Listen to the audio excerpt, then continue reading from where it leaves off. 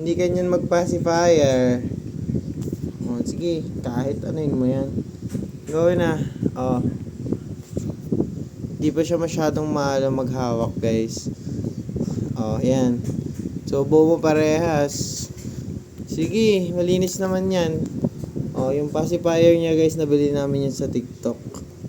O, pacifier. Sup-sup eh. Pero hindi siya talaga nagpapacifier. Pag titingnan nyo, guys, laruan niya lang to. Kunwari ito. Ito, medyo hugis na siya ng utong, diba? Ang tunay na dede ng suso. Pag tingnan niya, pag nag-ut-ut siya.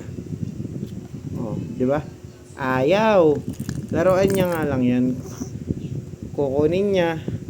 Tapos isusubo kahit anong part ng pacifier. Since malambot naman siya. Lambat. Goods na goods, hindi magsusugat yung gilagid niya. Oh, yan na. Tapos nagagalit siya kapag ano eh.